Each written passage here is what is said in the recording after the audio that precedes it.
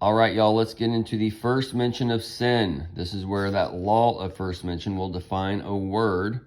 And this is in Genesis 42 for 2024 and verse 22. And we're in that 22 year of 9/11. So let's break it down.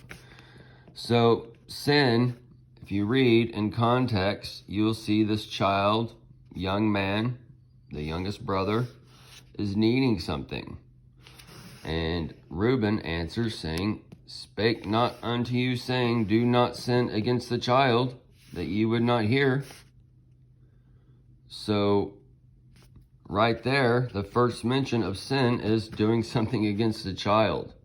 All right, what the child needs. All right, this world is trying to conform these children about what the adult needs, not what the child needs. All right, so that's one mistake. But also when you go deeper into this, you find out that Jesus is teaching against the begotten Son in John 3, and that begotten Son in the Old Testament is going back to Moses, okay? We can see other figures in the Bible, such as Israel. We can see, go back to Adam. Paul says Jesus is the second Adam. Okay, that's his little take on it to make him that begotten Son to start looking at and worshiping for their religion, because all these people are worshiping a man.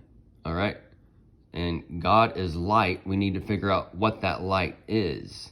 So since that light is in all of us, and we're all the sons of God, and God is light, so we need to put all these things together, and the light comes through men.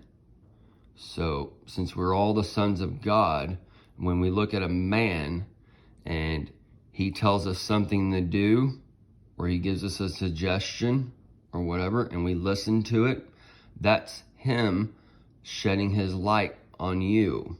And when you don't do it, that would be worshiping the moon, because you're not worshiping that light.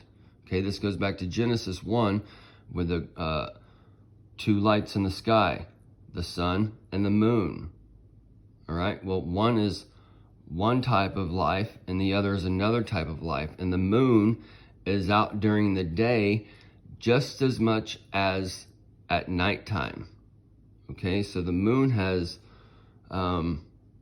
powers to do the day and the night.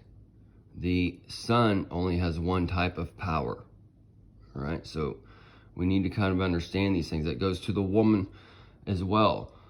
The woman has two powers. She can do the things as a man, maybe not as strong or whatever, but she can also have the baby. The man can't have the baby. All right, so there's a dual purpose there. Either way, guys, the Bible, the bell worship, that's the worship of the masculine spirit. And Jesus came of that feminine spirit. All right, that's why he didn't have the man's so-called energy given to him. It was given to him through Gabriel. And that Gabriel is the GA, that's that George spirit. So either way, y'all, we'll end it here without going into too many rabbit trails. But sin is the old name for the moon god.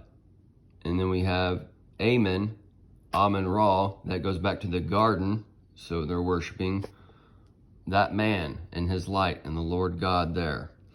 And then notice in Genesis 1 that they, the first son, he made them male and female after he, them. So he's giving them the light from him to go and do the things that he told them to do. And he told them to go and take care of the earth and multiply and those things. Okay, so either way, folks, this is just a book of positive, negative, of energy. It's a mystical book. It's a desert dwelling mystics book.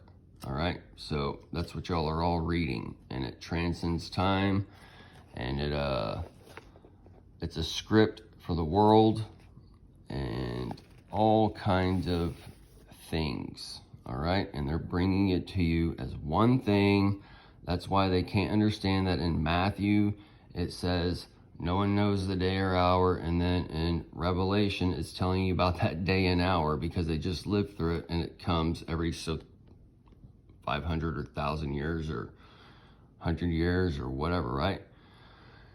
Either way, we'll end it here, folks.